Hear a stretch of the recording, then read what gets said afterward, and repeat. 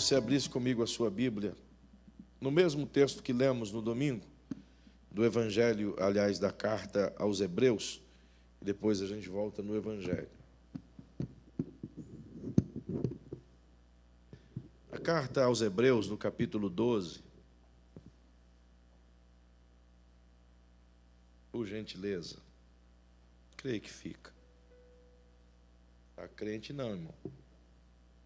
Está meio cambaleandinho. Agora acho que ele vai ficar meio crente. Meio cristão. Enfim. Mas o escritor aos Hebreus, no capítulo 12, nós fizemos essa leitura no domingo, e hoje nós faremos outra vez. Entretanto, andaremos um pouco pela Bíblia Sagrada, e eu gostaria muito de sua atenção, pelo que vamos conversar no Senhor aqui esta noite. Já começamos, já foram 2 noites sobre isso, e certamente esta não será diferente. A palavra do Senhor não somente se renova, mas ela traz conteúdos gloriosos para nós. Portanto, Hebreus no capítulo 12, os versículos 1 e 2, vai estar na sua tela em casa, e você pode me acompanhar se assim você desejar. Colocando aqui o meu aparelho para medir o tempo.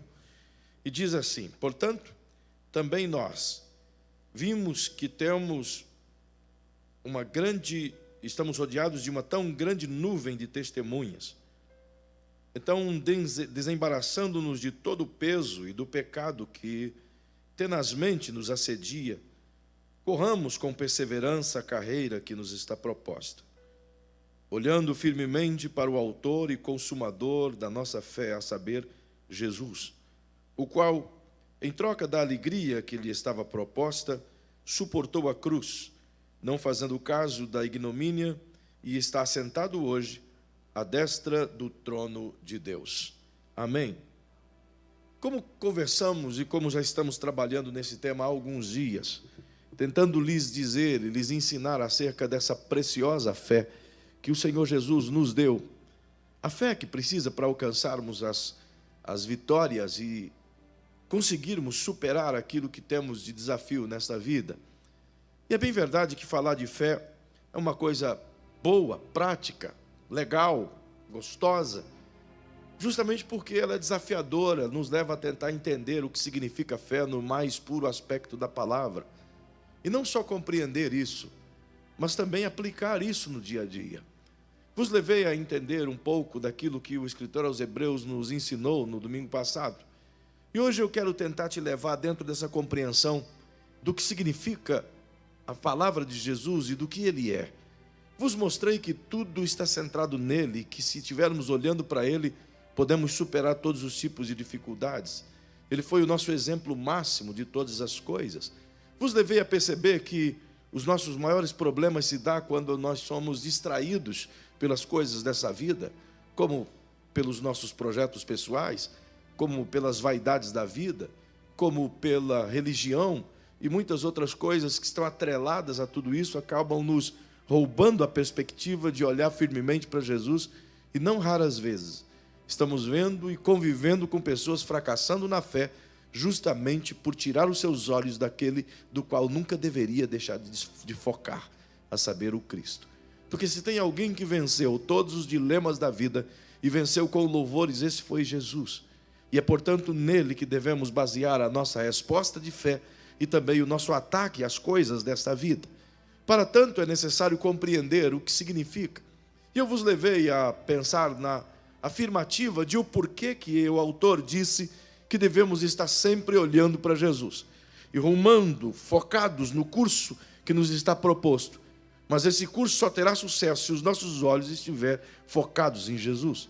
E eu vos disse que Jesus tem uma essência poderosa dentro de si, que nos faz compreender a leveza e também o poder da palavra, do qual ele próprio o é.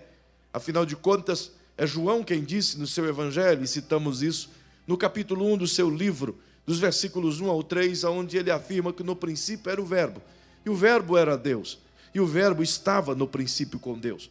Portanto, Jesus é a boa ideia de Deus, ele é a palavra revelada de Deus, encarnada, do qual o próprio João diz que o Verbo se fez carne e habitou entre nós. e nós, por conseguinte, vimos a sua glória, e nos deu ele o privilégio de crermos no Cristo, e por meio desta fé, deu-nos o poder de sermos chamados de filhos de Deus. Então perceba, partindo desse princípio da palavra, se você tiver com a sua Bíblia na mão, tanto aqui quanto na sua casa, e você quiser caminhar um pouquinho comigo, nós vamos andar um pouquinho na palavra de Deus e compreendê-la por um pouco. Eu vos levei a compreender a partir do versículo 3 do primeiro capítulo de Hebreus, onde está centrado a palavra desse autor, que Jesus é que detém o controle, que detém o comando, que mantém em ordem, ainda hoje, todas as coisas, tão somente pelo poder da sua palavra. Então compreenda, se o próprio Cristo é a palavra revelada, até porque no versículo 1 do capítulo 1 de Hebreus, ele diz que nos últimos dias falou-nos Deus por meio de seu Filho. Portanto, a própria palavra de Deus encarnada, a saber, o Cristo, é que reportou a vontade de Deus a nós. E não somente isto, mas ele também mantém, por meio de sua própria palavra, todas as coisas funcionando em ordem, desde o cosmo a qualquer partícula da natureza. Jesus é que está no controle. Quando o escritor aos Hebreus, no capítulo 1 e o versículo 3, cita que ele sustenta todas as coisas pela palavra do seu poder, ele cita todas as coisas. Isso significa desde o menor inseto, ou desde a menor célula existente, ao mais complexo organismo do universo, desde um pequeno órgão aqui na Terra, a maior Via Láctea ou galáxia que assim puder existir. Ele é que mantém em ordem todas as coisas. Ele é que contém toda a força do sol e faz com que se mantenha ele, igualmente como está desde que o mundo é mundo. Portanto, é o Cristo que tem esse poder centrado dentro dele mesmo. É por isso que, se você caminhar um pouquinho na sua Bíblia e entender a palavra a partir do que o próprio evangelista Marcos, por exemplo, lá no capítulo 16 do seu livro, e do versículo 15 em diante, quando ele começa a reportar as palavras de Jesus, que são as mesmas palavras citadas no Evangelho de Mateus, no capítulo 28, versículo 19, onde o Cristo diz: é-me dado todo o poder nos céus e na terra. Então ide por todo o mundo e pregai o Evangelho a toda criatura, e quem crer e for batizado será salvo. Aí ele afirma que no seu nome pregar-se-á esse evangelho, no seu nome enfermidades serão curadas, no seu nome os demônios hão de sair, no seu nome pessoas receberão o dom de novas línguas, no seu nome pessoas beberão coisas mortíferas e não fará mal algum, no seu nome pisará em serpentes e em escorpiões, em seu nome dominará as coisas dessa vida, e em seu nome faria coisas que os homens dizem impossível, pelo simples poder do nome dele, isto é, dele mesmo. Porquanto se fala o nome, não é propriamente ou somente o nome de Jesus, mas o seu nome traz a honra de si mesmo. No seu nome carrega, portanto, o seu caráter. É por isso que você observa o terceiro mandamento da lei de Moisés, onde o próprio Deus diz: não tomarás o meu nome em vão. Por quê? O seu nome é a sua honra, o seu nome é o seu caráter, o seu nome está centrado no seu poder, significando, portanto, que no nome dele está o cumprimento de todas as coisas. É a garantia, é a certeza absoluta de que o nome dele é a chave que abre todas essas coisas. Perceba, estando Jesus afirmando acerca de si mesmo isso. Então, se você quiser voltar um pouquinho, lá no livro de Números, no capítulo 23, é claro que você sabe esse texto, mas apenas para você citar na sua Bíblia, e o versículo 19, o autor, Moisés, ele repete a palavra de Deus, e Deus diz que a palavra dele de maneira nenhuma fica sem cumprimento, porque ele trabalha, ele luta, ele se esforça, ele coloca o poder dele em ação, para que a palavra dele se cumpra. Como ele diz, eu velo, eu zelo, eu milito pela minha palavra para ela se cumprir. O que isso quer dizer? Quer dizer que a palavra de Deus nunca cai por terra. Quer dizer que o que está escrito tem em si mesmo a validade. Quer dizer que o que está revelado por Cristo tem nele mesmo o cumprimento. É por isso que o apóstolo Paulo, quando escreve aos Coríntios, se eu não estou enganado, lá no capítulo 1 da primeira carta, e o versículo 20, e ele diz que todas as promessas de Deus tem nele o sim, e tem nele também o amém. Isto é, tudo que Deus diz já tem nele mesmo o cumprimento. É por isso que nem sempre Deus fala, porque tudo que Deus fala tem que se cumprir. A palavra dele é poder revelado, a palavra dele é uma ação em exercício. Portanto, se ele falar, acontece. Logo, ele precisa e ele cuida exatamente o que diz, porque o que ele diz é poder revelado.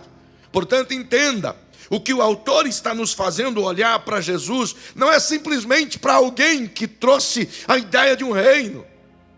Não é simplesmente para alguém que veio aqui e nos pregou uma porta aberta para entrarmos e vivermos o reino de Deus.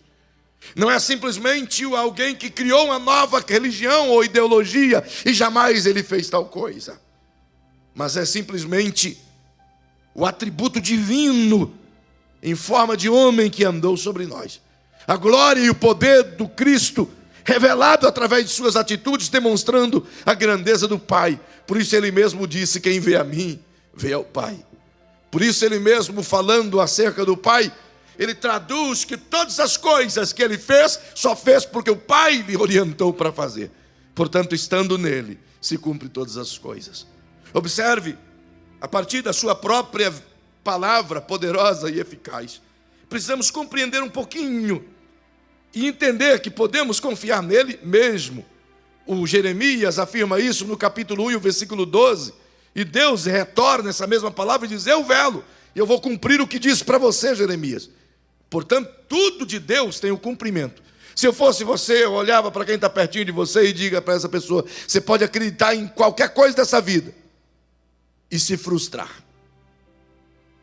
Mas se você crê no que está escrito nessa palavra, jamais você se frustrará. Se tem uma coisa fiel e verdadeira ao longo dos séculos, é essa palavra. Se tem algo verdadeiramente puro, consistente, duradouro, é essa palavra. Ela nunca muda. De eternidade a eternidade, ela permanece a mesma. E alguém me perguntou há poucos dias e disse: como é que você pode crer num livro que fora escrito por vários homens e ao longo dos séculos passou por inúmeras traduções? E eu digo: eu posso crer simplesmente porque, se Deus não é capaz de preservar a sua palavra ao longo dos séculos, ele não é Deus, não é? Simplesmente ele preservou o cosmos, porque não preservaria sua palavra? Ele é simplesmente Deus. Ela é imutável em si mesma. Perceba, claro que existem muitos argumentos que nós podemos ir pela própria palavra, mas o tempo não dá. Mas eu me lembro que nesse domingo eu conversei convosco sobre uma afirmação do próprio Jesus acerca da semente de mostarda, acerca da fé enquanto que ele trabalhava com as pessoas. E o autor aos Hebreus nos manda olhar para Jesus. Ele quer que os nossos olhos estejam focados em Jesus. E por que cito isso relativo à fé? Porque o capítulo 12 é a continuação do capítulo 11. O capítulo 11 ele ensinou a verdadeira fé daqueles homens e mulheres que venceram o mundo aqui e que nos deixaram um legado de aprendizado. Então agora no capítulo 12 é como se ele estivesse dizendo: copiem eles, olhem para aquilo que eles fizeram, olha para o que o próprio Cristo fez. Então, se tem de seguir, siga olhando para Jesus. Se tem de copiar, copie Jesus. Se tem de viver essa essência que eles viveram, viva. E como eles viveram vencendo? Porque não tiraram os olhos de Jesus. Então é olhando para Jesus que a gente vai entender todo o conteúdo da fé. Se não, perceba, olhar para o poder de uma semente de mostarda. E eu trouxe esse papel aqui. Eu ganhei essa semente no domingo. É muito difícil, irmão. Você pode ir na feira, talvez você ache vários tipos de semente de mostarda. Mas essa semente aqui, que é única, você não vai encontrar em lugar nenhum. Vou até deixar aqui dentro do papel, porque ela é quase invisível. É claro que vocês não conseguem ver daí, né, irmão Juvelino? Não dá para vocês verem. E nem tampouco a câmera filmar aqui e ver. Não dá, porque ela é insignificante. Você consegue ver daí, pastor Joseph? Não consegue. Mas ela está aqui dentro desse papelzinho e eu estou guardando com muito carinho. Por quê? Porque acho interessante essas expressões que Jesus utiliza. Se você abrir a sua Bíblia comigo no Evangelho de Mateus, lá no capítulo 13, o versículo 31, você vai se deparar com a parábola em que Jesus disse assim: o reino de Deus é semelhante a um grão de mostarda, a uma semente de mostarda, que o homem pega e a planta e vê ela nascer. Mas Jesus se utiliza dessa parábola, e você pode acompanhar aí no texto para você ver. Ele diz que esta é a menor semente do reino das hortaliças. É a menor. E de fato, ela é a menor desse padrão de hortaliças. No tempo de Jesus era cultivado esse tipo de mostarda. E ela crescia até 4,5 metros de altura. Ela se formava uma árvore. Por isso que ela era chamada, eu não vou nem falar o nome científico da época, porque é quase igual nicotina, sabe? É nicotinos. Então é quase igual, mas não tem nada a ver com nicotina. Entretanto, ela é tão pequenininha, tão insignificante em tamanho, mas uma semente dessa plantada, ela cresce até chegar a 4,5 metros. Se estende com galhos altos. E eles são fortes no tronco, mas eles vão se afinando nas pontas. Daí os pássaros se aninham, conforme Jesus diz. E você vai encontrar pelo menos 4 outros tipos de sementes de mostarda. Eles chamam de mostarda negra, essa que está aqui, mostarda preta. Mas existe mostarda branca. Existe outro tipo de mostarda, do que é chamado de mostarda verde, que é usado bastante na Índia, aqui na América do Sul, que ela é pequenininha, que ela cresce no máximo 60 centímetros. Mas no tempo e na época de Jesus, esse tipo de mostarda era usado porque era feito óleo disso, e não a pimenta que a gente usa hoje. Perceba que ele se utiliza desse exemplo para dizer que essa pequena semente plantada, ela tem o poder de se tornar uma árvore frondosa. Ok, ele cita isso acerca do reino de Deus, e é exatamente isso que ele quer dizer. Glória a Deus. Deixe-me guardar a minha semente, porque isso aqui vale ouro, né, irmão? Enfim, ganhei domingo, irmão, e acho legal. Se você for em Mateus, no capítulo 21 e o versículo 21, você vai ver Jesus falando acerca de outro tipo de assunto, mas centrado dentro da semente de mostarda. Essa palavra aparece 5 vezes no Novo Testamento. 2 vezes em Mateus, 1 em Marcos e 2 em Lucas. Em Lucas e em Mateus, Jesus cita acerca da fé, ele condiciona a fé. Em Lucas, lá no capítulo 17, quando ele vai falar sobre a semente de mostarda, ele também cita a fé, embora os discípulos falavam sobre perdão. Mas eu quero te lembrar aqui que ele associa ao fato de que se pedirmos crendo em Deus, sem duvidar, e tivermos uma fé do tamanho de uma semente de mostarda, disse Jesus, vocês vão olhar para esse monte e dirão a esse monte: sai daqui, aparta-te, vai para lá. E diz ele que o monte obedecerá. Perceba que essa fala repetida de Jesus acerca do poder, da grandeza, da eficácia, da manifestação da fé por ele plantada em nós, precisa ser compreendida, entendida, porque do contrário ela não se manifesta. Se não percebam, ok? Ele está falando dessa poderosa semente, mas pequena, e ele não está apontando para uma fé propriamente do tamanho da semente. E se fosse, então talvez eu nem teria fé. Se for comparar em termos de tamanho, e essa sementinha aqui, uma fé desse tamaninho, é capaz de mover uma natureza do lugar, não precisa nem de pá carregadeira, não precisa nem de empreendimento, coisa alguma desse sentido. Então agora, se a minha fé não é capaz sequer de me manter convicto da salvação, comparando com esse tamanho aqui, então que fé eu tenho? Nenhuma.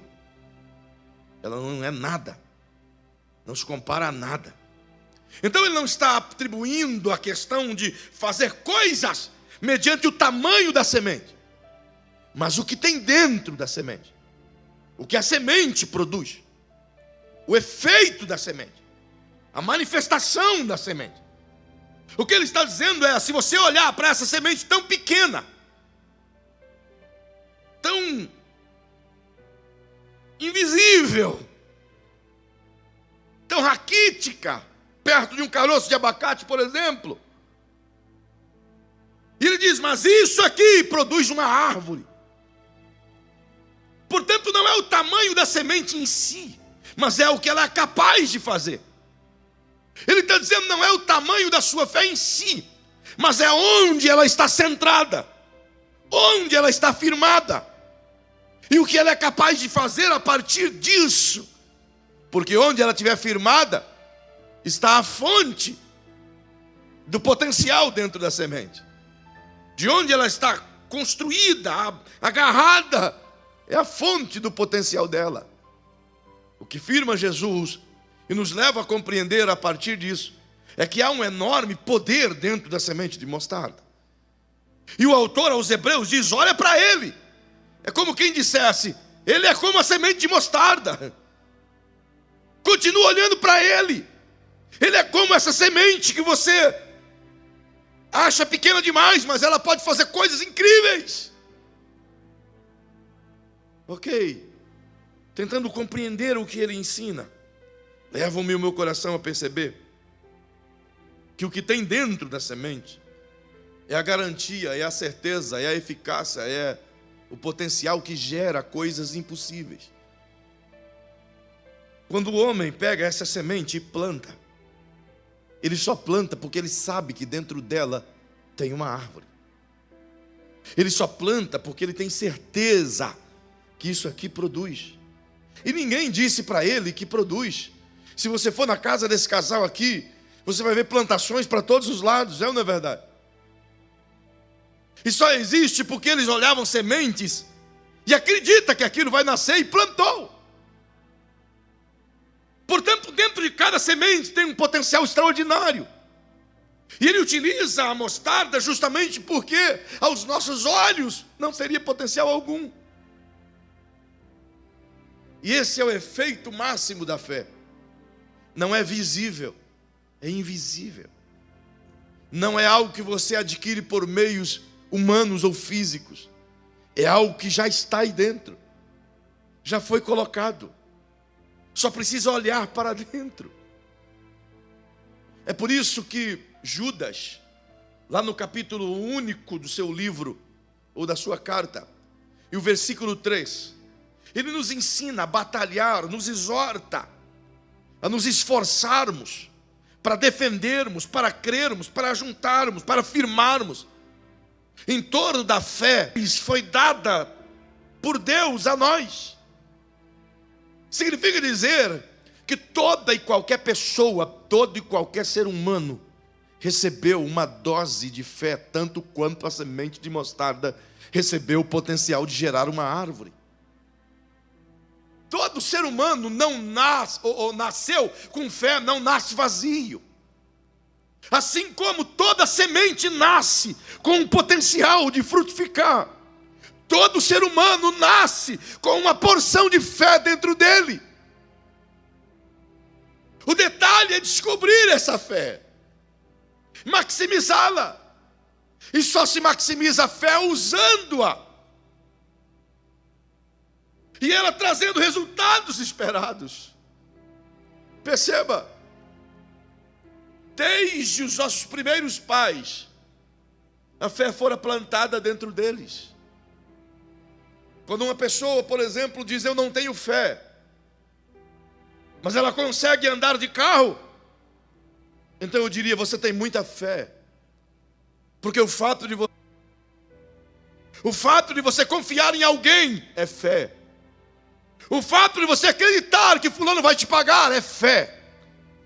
O fato de você se levantar pela manhã e acreditar que o seu dia vai ser bom é fé. Você pode dizer: eu sou um ateu, mas o fato de você acreditar que no seu trabalho você vai conseguir o sustento de casa é fé. Você só não aplicou-a na direção certa. Não a usou-a naquilo que ela tem todo o potencial. Então se amarra sobre fé. Tem fé, mas não a pratica. Então ela não desenvolve. Ela se torna raquítica. Se não percebam, Se está dentro de nós esse conceito de fé, tudo isso aplicado por Deus aqui dentro, uma semente, e dado a qualquer pessoa, até o ateu, para que ele não creia, ele precisa de fé. Entende? Para o cara dizer, eu não creio, ele já está crendo naquilo que ele não crê. Fé no nada. Ele precisa de fé para ele não crer. Sabe? Óbvio que ele precisa. Porque até se não, como é que ele vai militar, batalhar, ensinar, lutar contra aquilo que não existe? Se não existe, não precisa defender que não existe. Ele só defende porque lá dentro tem fé. E tudo que ele faz é lutar contra a fé que está dentro dele. Perceba, portanto, que uma vez que está dentro de nós tal coisa, gerado por Deus aqui dentro, então a gente precisa compreender como potencializar isso, como fazer essa fé funcionar. Ela está aqui em nós, ela foi plantada em nós, inevitavelmente. Então diga para quem está perto de você, em casa também você pode dizer isso. Diga para quem está pertinho de você, diga, todos têm fé. Você tem fé. Você só precisa usá-la ou saber usá-la. Ela pode maximizar e pode se transformar em grandes coisas. Paulo, quando escreve aos Romanos, lá no capítulo 10, o verso 17, ele diz que a palavra nossa, ela manifesta a fé, ela aciona a fé, ela movimenta a fé. Pois ele diz que se eu crer no meu coração e com a minha boca eu afirmar, eu usei as duas coisas necessárias para trazer a fé, a manifestação física, visível dela. O crer e o liberar. São duas coisas que trabalham em conjunto. E as duas coisas que funcionam em Deus, em essência. É a sua inteligência unida à sua fala. Forma, portanto, uma ação. Observe que dentro dessa dinâmica que o apóstolo Paulo nos ensina, é justamente tentando nos fazer compreender o uso dessa fé gerada em nós por Deus, quando o homem foi formado. Agora perceba, que grande parte das pessoas não conseguem manifestar a fé, nem tampouco compreendem a fé, nem tampouco exercem a fé. Se não percebam, o próprio Jesus, quando cita-nos essa batalha para vivermos de fé em fé, e essa palavra confirmada pelo apóstolo Paulo, que o justo viverá da fé, outra vez ele diz de fé em fé, significa que nada se faz ou se vive sem fé. Jesus diz que viver nesse mundo, sofremos, portanto, uma série de ataques, mas nenhum desses ataques é capaz de roubar a fé dentro do ser humano. O que o diabo consegue fazer é mascarar, mas ele não consegue roubar aquilo que foi colocado como essência. Deus não fez homem ateu. Deus não fez homens para não crer. Deus fez homens com a capacidade plena de crer. Entende? Assim como respira, crê. Assim como anda, crê. É a mesma capacidade. Perceba, portanto, o que o diabo faz então. Bem, Jesus, utilizando o Evangelho de Mateus, ele cita na parábola do semeador, como citei domingo, 4 terras diferentes, um tipo de semente e um só semeador. O semeador é o mesmo, a semente é a mesma, mas as terras são diferentes, as circunstâncias são diferentes. Perceba, portanto, que ele explica isso a nós outros de uma maneira bem didática, nos leva a essa compreensão de forma clara. E ele começa a falar isso lá no versículo 19 em diante, por ali assim. E ele diz que o semeador saiu a semear e jogou a sua primeira semente à beira do caminho. E, infelizmente, veio as aves e comeram. Não frutificou. Então ele continuou a semear e lançou a semente em um lugar onde era um terreno pedregoso. E a semente até nasceu, mas ela não conseguiu sobreviver porque não tinha raízes profundas. Então ele continuou a lançar e lançou-a em um terreno de uma terra legal. E a semente nasceu, mas também nasceu os espinhos e cresceram junto com ela. Só que cresceram mais do que ela e a sufocou e não veio a dar frutos. Então uma quarta vez ele semeou e caiu em terra boa e produziu a 100, 50 e 30 por 1. 4 tipos de terrenos. E ele explica cada um deles. Mas presta atenção no primeiro. Quando ele fala do primeiro, ele diz que a semente foi lançada à beira do caminho. Significa ser aquelas pessoas que ouvem a palavra, não a entendendo.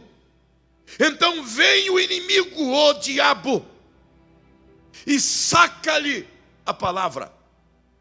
Perceba que o diabo não tem poder de barrar a palavra. Quem impede a palavra é o próprio homem. É a ignorância humana. É a rejeição humana. E ele disse, não entendendo o homem, então o diabo vem e tira a palavra, o cega, porque ele já rejeitou. Ele já disse não. É o mesmo que Jesus afirma em João, no capítulo 3, e o verso 17 e 18, dizendo que ele veio para salvar o mundo, mas que o mundo será condenado, não por causa dos seus pecados, mas por rejeitarem o perdão de Deus. O mundo não vai para o inferno porque pecou, vai para o inferno porque rejeitou a bênção. Rejeitaram a palavra de vida, rejeitaram o privilégio da salvação. Então perceba que é dentro dessa situação toda que o diabo trabalha e bloqueia daí o acesso à palavra. Só depois que o homem já não a quis. Jesus diz que o problema está centrado no fato de não compreender. E se o homem não compreende a palavra, ele mesmo diz, não é curado, não é perdoado, não é liberto, não recebe vida. Então compreendê-la é fundamental. Assim como compreender a fé é fundamental. Se não compreender a fé, como pois ela irá funcionar? Concorda comigo? Então, se você hoje aqui dizer, eu não entendo a palavra, ou não entendo a fé, não adianta nem orar sobre ela. Porque a não compreensão determina a ausência da eficácia da palavra. Mas compreendê-la é fundamental. E agora a gente vive numa geração que rejeita a palavra ou a compreensão dela. Vivemos uma geração que a própria religião contaminou-a, deturpando o verdadeiro evangelho, levando milhões de pessoas ao ostracismo de fé, ao total desprendimento de Deus e se agarrando a tudo que é humano. Diante disso, criaram-se uma fé meramente mercantilista, secularizada, pobre, vazia,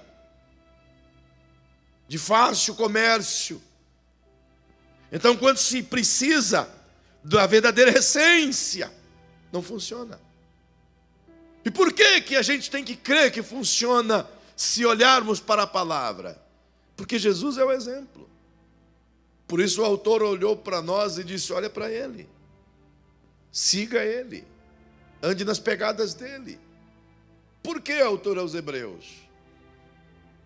Ou desconhecido? Porque Jesus foi o primeiro a viver em essência, na nova aliança, a fé pura. Foi o primeiro. Tudo o que ele fez pela fé. Nada em Jesus foi pelo seu próprio poder. A vida de Jesus e tudo aquilo que ele fez foi mediante a graça, o poder e a ação do Espírito Santo nele. Quando você olha para o Evangelho de Lucas, lá no capítulo 4, você vai ver a exposição de Jesus indo pregar em uma das sinagogas em Nazaré. Então ele afirma de maneira tão pujante lá nos versículos 13, 14 até o 18.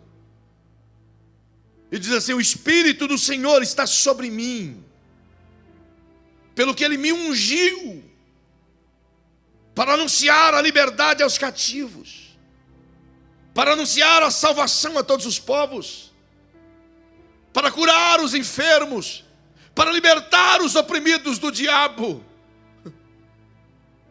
Ele afirma: eu vou fazer porque tem alguém que me preparou para isso.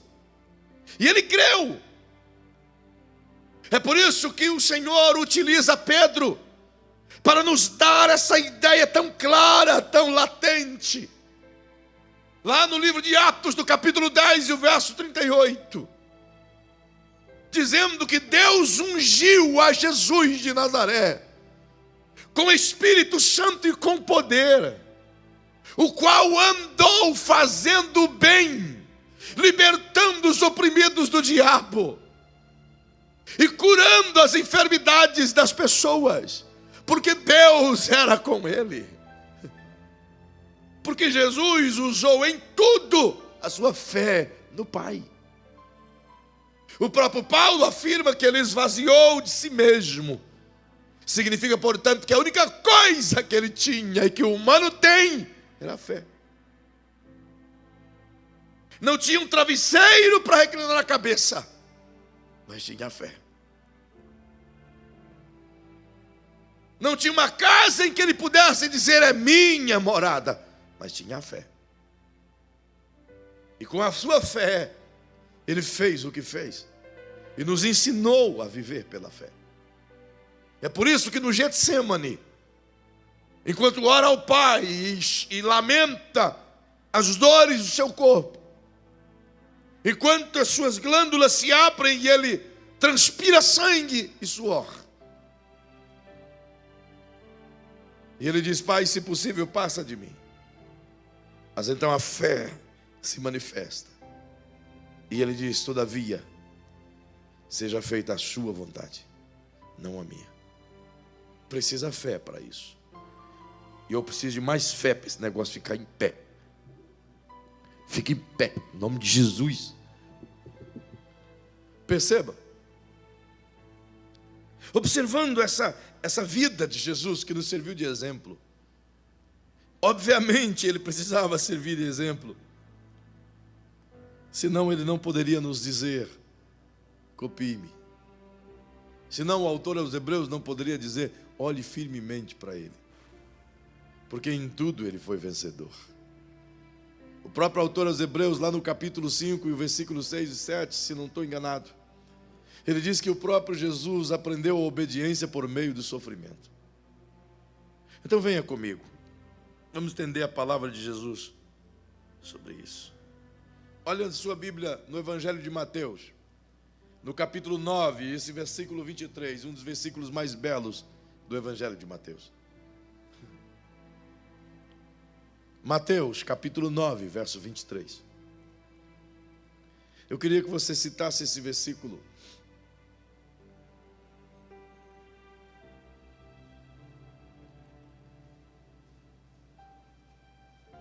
E Jesus, tendo chegado à casa do chefe, os tocadores de flauta e o povo em alvoroço, disse: próximo verso, por favor. Saiam daqui, porque a menina está morta. Porque a menina não está morta, mas dorme. E o que as pessoas fizeram? Riram dele. Por quê? Diga para quem está ao seu lado, porque a menina estava morta. Ela estava morta. É a casa de um homem religioso, Jairo. Mas a menina está morta. Não há o que fazer. Então vem alguém e diz: ei, não chorem, porque a menina não está morta. Então aqueles que são pagos para chorarem, riem. E diz: ela está viva, não, está morta. Perdeu o juízo. Mas então Jesus tira as pessoas que estão de dentro de casa, cheias de certeza de morte. E fica apenas ele, o pai, a mãe, Pedro, Tiago e João. Então ele olha para a menina morta e diz: Talita cumi, que significa: menina, a ti te digo, levanta. E a menina tão somente levantou. O que eu quero lhe dizer com isso? Em momento algum, Jesus olha para as circunstâncias que todos estão olhando. É por isso que o autor aos Hebreus nos manda olhar para Jesus. Ele chega num ambiente onde todos estão dizendo: é morte. Onde é que estão os olhos de Jesus? Em Deus, que é vida. Enquanto todos estão dizendo: é defunto, ele está dizendo, focado em Deus: é vida. Ela está viva. E a vida nasce porque ele tem uma conexão plena e firmada em Deus, como diz Paulo, de fé em fé. Mas anda um pouquinho mais. Se você for no capítulo 11 e o verso 40 do Evangelho de João, naturalmente a gente vai se deparar com o texto de Lázaro. E quem não se lembra do amigo Lázaro falecido? Quem é que teria a ousadia e a coragem de chegar num túmulo do cara que está enterrado há 4 dias e dizer às pessoas: ei, ele, abra o túmulo aí, eu sei que ele está aí dentro há 4 dias. Todos, até os próprios amigos de Lázaro, estavam prontos a dizer, as irmãs dele disseram: já cheira mal, não dá, é impossível. Então Jesus diz: eu já não vos disse que se creres, verás?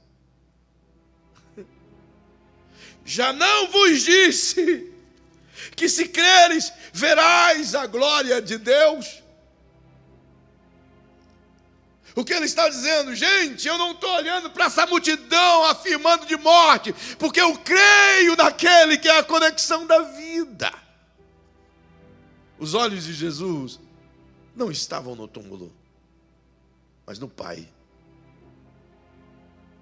É por isso que a gente precisa nos levar a ter essa ideia plena de olhar para Jesus, como disse o autor aos Hebreus, firmemente, olhando para Ele.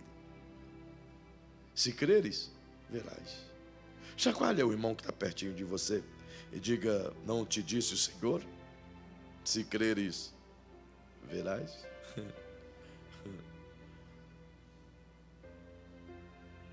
Volta um pouquinho no Evangelho de Mateus. Vai lá no capítulo 8. E veja o versículo 13.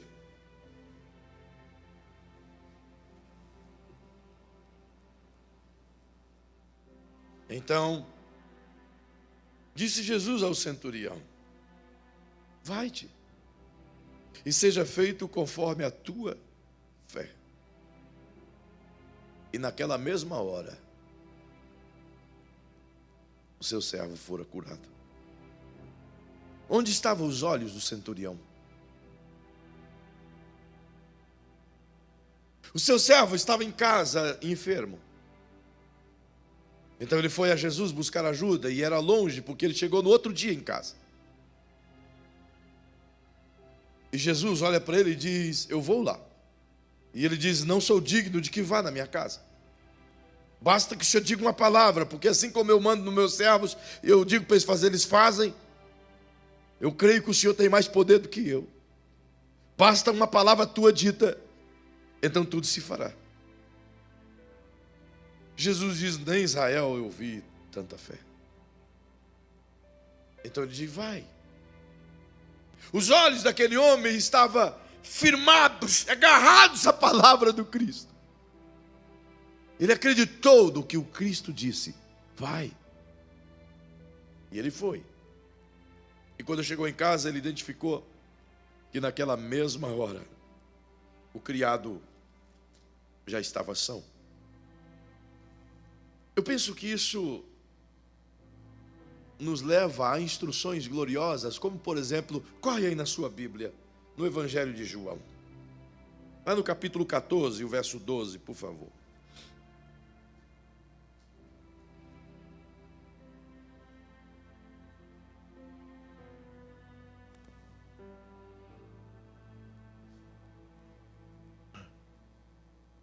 Em verdade lhes digo, que aquele que crê em mim fará também as obras que eu faço, e outras maiores fará,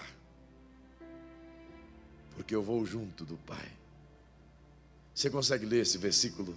Leia para quem está perto de você. Você que está em casa, leia esse texto, por favor. Leia.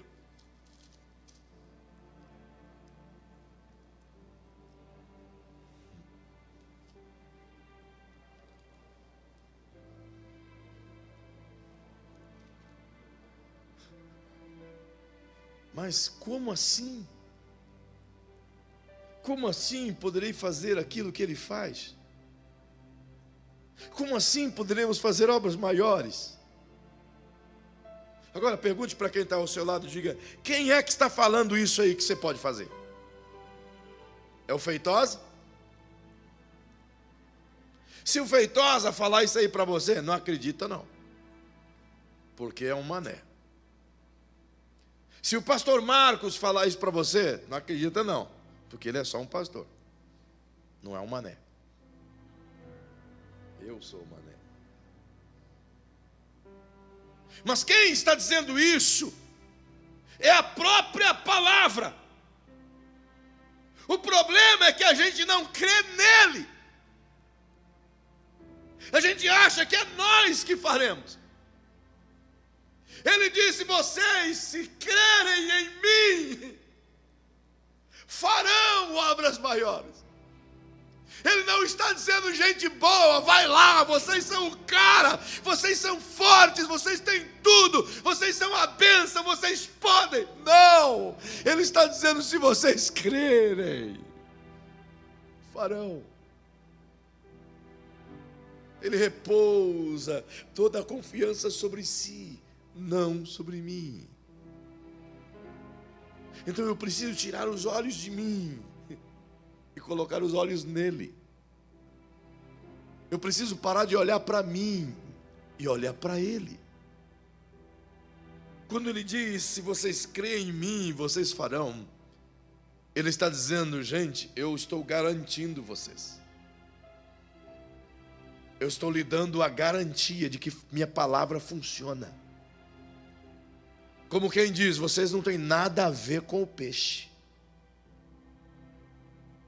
Eu é que sou responsável por ele. Aí a gente traz tudo isso para nós mesmos e não consegue funcionar, porque não dá certo. Nós não temos esse artifício todo. O que foi colocado em nós é para crer nele, não em nós mesmos. Por isso que essa onda de autoajuda que se vive nesse país só piora, porque leva as pessoas a se endeusarem e tentarem tirar poder de si mesmo. É por isso que você encontra uma onda maligna de suicídios, inclusive de áreas pastorais, onde as pessoas olham para dentro de si mesmo e quando se frustram porque não são capazes de fazer o que a palavra faz. Pastores não curam ninguém. Pessoas não curam ninguém. É Deus que cura, é a palavra que cura. Ainda hoje, na mesma essência. E quer saber, pastor Samuel? Ele não disse assim, gente, até o fim desse século, vocês farão obras iguais ao que eu faço. Depois, acabou. Aproveita agora, porque depois cessa a promoção. Não. Ele disse, vocês, do século I, do século II, do século III, do século IV, do 10º século, do 20º século, de 2020, vocês farão obras maiores. Por que é tão difícil de crer? Por causa do nosso ego. Porque olhamos demais para nós mesmos. Então, eu sei que está em família aí, então chacoalha quem está perto de você, chacoalha mesmo essa família aí e diga, pare de olhar para você mesmo. Olha para Jesus. Ele é a nossa fonte. Os nossos fracassos não se dão por conta da falha da fé nele. Os nossos fracassos se dão justamente porque a nossa fé está centrada em nós. E não nele. Não no que ele disse. Segura bem essa frase, o que ele disse. Eu preciso te levar a essa compreensão. Mas o tempo me cobra. Eu só vou lhe dar mais um textinho. E domingo a gente continua. Nós vamos vasculhar a Bíblia inteira. A gente vai ter que compreender a fé. Nós vamos ter que andar pela fé. Chegar a um nível de realmente crer no impossível. E crer no impossível. Sabe o que é crer no impossível? Jesus,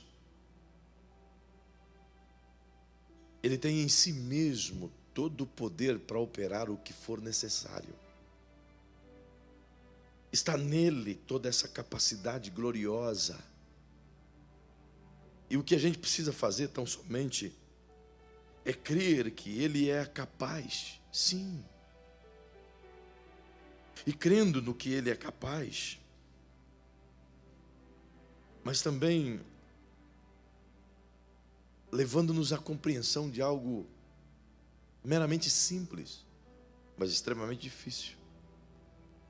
Se não, vem comigo, por favor. Vai no Evangelho de Mateus, no capítulo 17.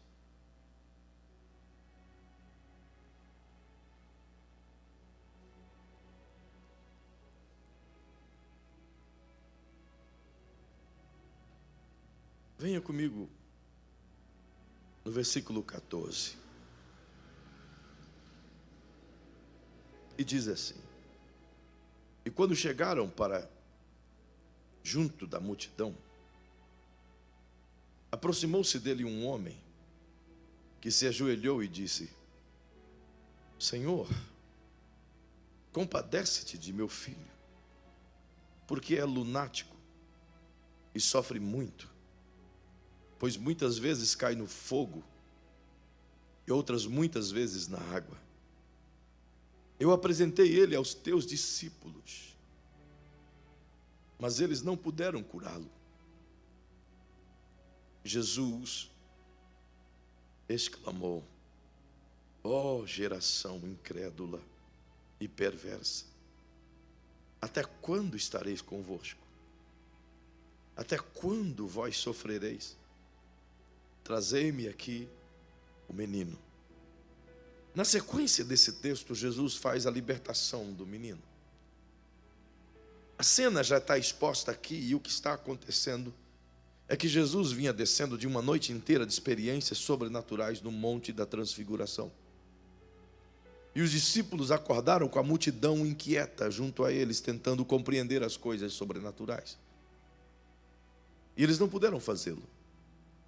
Então eles começam uma grande discussão, e se você for lá no Evangelho de Marcos, precisamente no capítulo 9, dos versos 14 em diante, que a mesma cena se desenvolve, Marcos vai detalhar um pouco mais, e ele vai dizer que a multidão, os escribas e fariseus, começaram a questionar os discípulos por que eles não conseguiram curar o rapaz, o menino.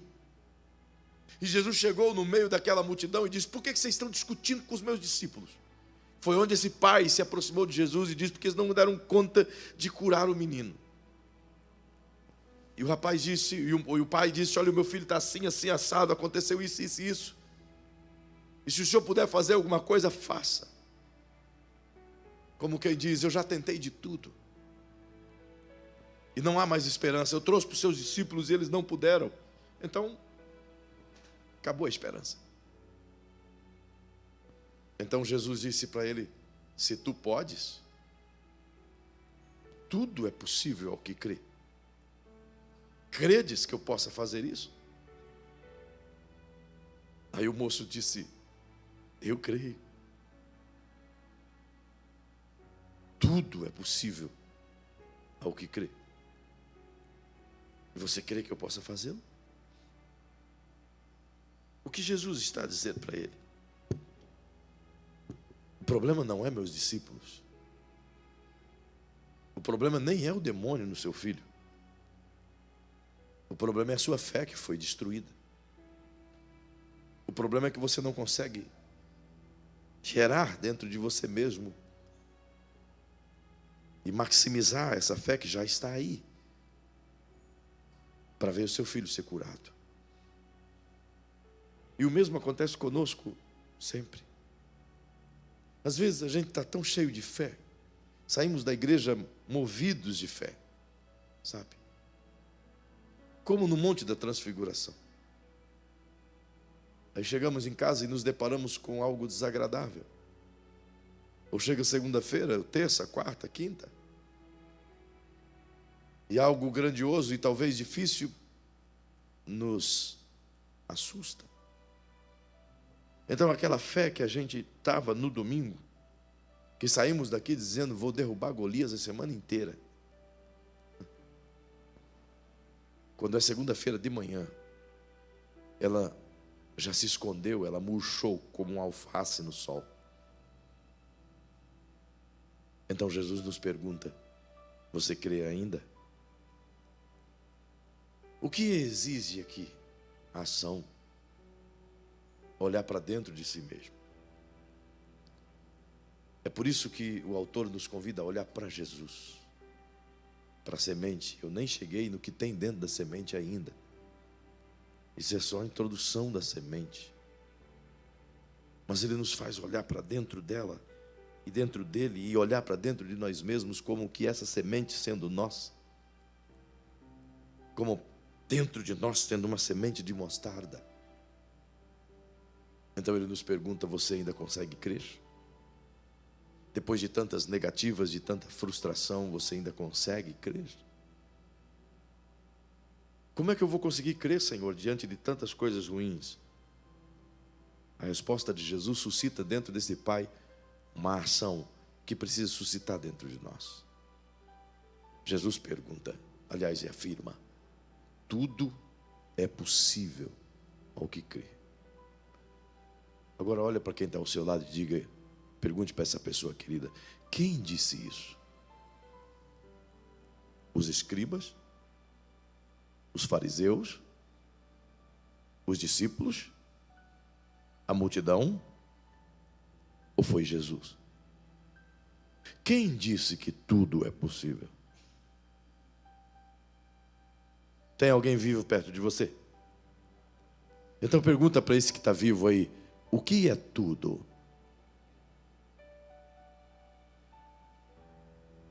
O que pode ser tudo? Tudo tem alguma restrição? Tudo é apenas uma parte?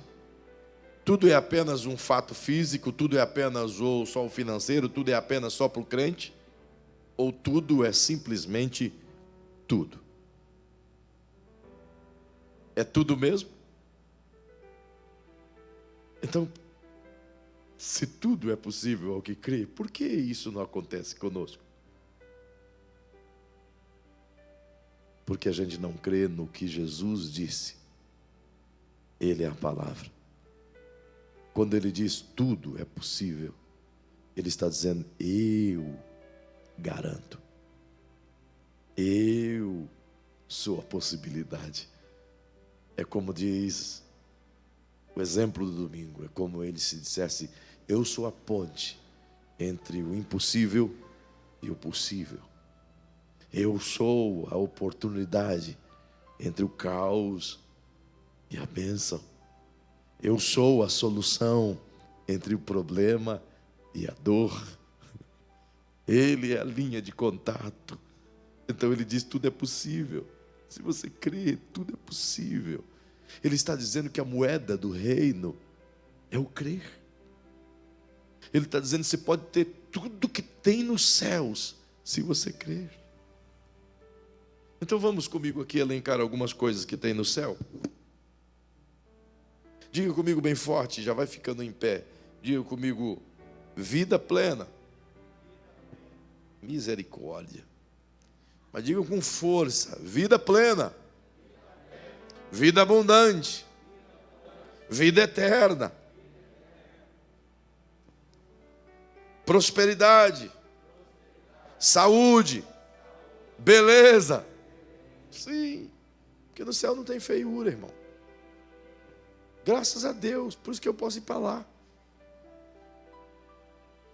Tudo que é feio no céu vira bonito.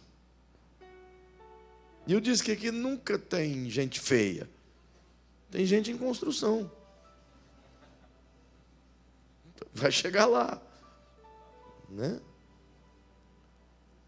Tudo que tem no céu é bom. Tem pobreza no céu? Tem dores no céu? Tem morte no céu? No reino de Deus tem angústias, tem tristezas, tem separações, tem Covid, tem máscaras. O reino de Deus tem tudo o que a gente precisa, tudo que minha alma precisa, tudo que minha vida necessita, tudo. E Jesus está dizendo: gente, a única coisa que você precisa para você ter tudo isso é uma moeda. Que moeda é essa, Jesus? Creia. Creia. Creia. Simples assim. Mas eu vou crer em quem, pastor Marcos? Em quem eu devo crer? Nos profetas? Nos pregadores? Na igreja? Nas ideias? Nas falas? Nas frases de efeito? Só creia nele, irmão. Só creia nele. Só creia nele. Só creia em Jesus. Creia em Jesus. Tudo é possível ao que crê. Por quê? Porque Jesus disse. Simples assim. Ele disse. Pastor, mas não tenho mais. Ele disse. E se não tem o se, ele disse. Disse ou não disse? Como diz o pastor Edir Macedo, é ou não é? Ele disse. Foi ele quem falou, então eu preciso crer. E eu não tenho que crer em outras fontes, basta eu crer apenas no que ele disse. Só isso. Então, antes de você questionar a sua fé, tire tudo aquilo que está em volta, que atrapalha você olhar para ele. Tire todas aquelas pessoas que era o momento de chorar e elas estão rindo. Tire todas aquelas pessoas que era o momento de acreditar e elas estão dizendo: não tem mais jeito. Tire todas essas pessoas, ou aqueles argumentos dentro de você, que era para você estar olhando para Jesus e os argumentos dizem: você não viu a notícia? Você não viu o que disse o repórter? Você não viu como falou a vizinha? Você não ouviu o teu amigo, teu patrão? teu médico. Então diga para essa pessoa: eu ouvi o que disse Jesus. Eu vi o que disse Jesus. Eu acredito no que disse Jesus. Ele disse: tudo é possível ao que crer. Ele disse: se creres, verás a glória de Deus. Ele disse a Jairo: não temas, crê somente. Ele disse a todos quantos podem ler a sua palavra: creia e farás. Não é você, não sou eu, é o efeito da própria palavra. Jeremias 1,12: eu velo pela minha palavra para cumpri-la. Números 23: eu não sou homem para que minta, nem filho do homem para que se arrependa. Falando Deus, não cumprirá. Isaías afirma: operando Deus, quem impedirá? Se falou Deus, porventura não irá cumprir? Então, a última coisa que eu te peço essa noite: diga para quem está ao seu lado: duvide de tudo, menos de Deus. Você pode duvidar de mim, irmão, meu irmão, minha irmã. Pode duvidar do pastor Marcos, do pastor Paulo, do irmão Juvelino, do irmão Ricardo. Você pode duvidar de nós, duvide de qualquer pessoa, mas não duvide de Deus. Duvidar de Deus é como afirmar que Ele não tem caráter. Por isso, a fé do judeu precisa ser copiada, porque o judeu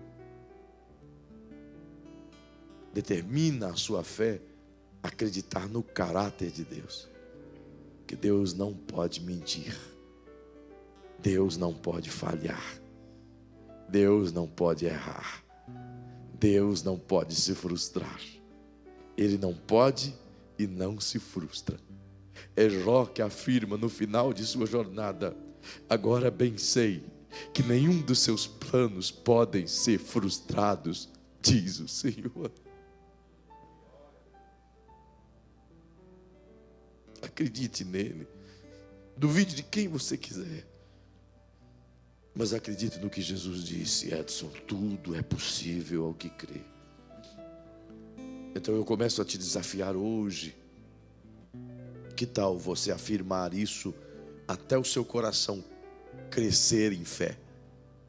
Que tal você olhar para dentro de si mesmo e bombardear a sua dúvida e a sua incredulidade dizendo: tudo é possível ao que crê, e eu creio. E tua dúvida vai dizer: você não crê. Você não crê. Aí você diga para ela: eu creio, eu creio. Reforce a sua fé. Por quê? Porque eu afirmei a vocês aqui que a sua palavra vai liberar a fé, vai manifestar a fé. É a sua palavra que aciona a manifestação da fé. É pela fé. É pela fé. É pela fé que a gente vence. É pela fé que a gente anda. Eu quero orar por você, mas eu quero orar também com você que está em casa. Então aqui no templo ou em casa, se você puder colocar a mãozinha sobre o seu coração, como um gesto de fé, como uma perspectiva que você pudesse tocar onde armazena a sua fé. Então peça a Deus para Ele tirar, ou pelo menos mostrar a você onde estão armazenadas as fontes da dúvida, as sementes da incredulidade, os muros de dúvida que impedem o romper da sua fé. Então, em nome de Jesus, ore comigo agora. Paizinho querido, é no nome de Jesus o Cristo que nós estamos orando juntos. E eu não estou orando simplesmente por um ritual ou uma forma, Senhor, que você tem que fazer na tua casa. Longe de mim tal coisa. Eu estou orando juntamente com a tua igreja porque eu creio. E eu sei que eles creem em Ti. E é justamente por crer em Ti, Senhor, em algum momento a nossa fé tem fracassado e falhado. E às vezes a gente tenta te encontrar e parece que não te vemos, justamente porque à nossa volta tem tantas palavras, tanto barulho, tantas acusações, tantas falas, tanta incredulidade, tanta dúvida. E em algum momento a gente passa a ouvir as pessoas que, como chegaram no Jairo, Senhor, e disse a ele: não adianta mais, não incomodas mais o mestre. A gente escuta isso todo dia, Senhor. Não tem mais jeito, isso aqui não tem jeito, não. Tal pessoa não tem jeito, tal coisa não vai para frente, não tem jeito. A gente escuta isso todo dia, Senhor. Então a gente armazena mais o não dentro de nós do que o tudo é possível, Pai. A gente escuta tudo é possível, o que crê, Senhor, talvez uma vez no mês, e olha lá. Mas a gente escuta, Senhor, que não vai dar certo 10, 20, 30 vezes por dia. Então, Paizinho, nosso coração é alimentado com a incredulidade, com a dúvida, com a incerteza, com o fracasso. Por isso nos tornamos, Senhor, uma geração frágil, fraca, perene, que por qualquer vento, Senhor, quebra as suas bases de fé. Mas assim como o Senhor confrontou aquele pai, Senhor, e fez ele olhar para dentro de si mesmo, permite, Senhor, que os nossos olhos voltem para dentro de nós mesmos e a gente consiga olhar o nosso coração e ver as coisas que estão sendo armazenadas, impedindo de gerar a fé. E por isso eu quero te pedir, Senhor, que esta noite estas coisas sejam pelo Teu Espírito quebradas, ou pelo menos descobertas, e aos poucos sejam tiradas, para que uma fé viva, genuína, comece a brotar no coração de cada pessoa que comigo ora agora. Tanto os que estão aqui no templo, quanto aquele que está em casa, essa pessoa que está assistindo essa mensagem, Senhor. Que a fé que o Senhor plantou dentro dele e dela comece a borbulhar agora e a crescer. Que ele consiga olhar, Senhor, para Ti e saber que tudo é possível não por causa de si, mas por causa de Ti, Senhor. Que tudo é possível não pela força humana, mas tudo é possível por causa da Tua força. Que não é possível pela nossa capacidade, mas é possível por causa do Teu poder. Que não é possível simplesmente porque somos alguém ou que conseguimos tais coisas, mas é possível por conta da Tua justiça e da Tua misericórdia e do poder que em Ti habita. Sim, Pai, é por Tua causa, é pelo Teu poder. Então eu te rogo, manifesta a Tua palavra mediante a fé dessas pessoas, que esta fé consiga ser a moeda do Teu reino e trazer o que eles precisam para as suas vidas. Então, pela fé, agora eu digo: venha o Teu reino sobre essas pessoas que estão aqui, Senhor. Venha o Teu reino sobre as pessoas que estão em casa. Venha o Teu reino sobre as pessoas enfermas esta noite. Venha o Teu reino, Senhor, sobre aquele que diz que não tem mais fé. Venha o Teu reino e quebra as correntes do maligno e liberta pessoas, liberta vidas. Venha o Teu reino e nos leva à dimensão da fé. Venha o Teu reino sobre quem crê. Venha o Teu reino, Senhor.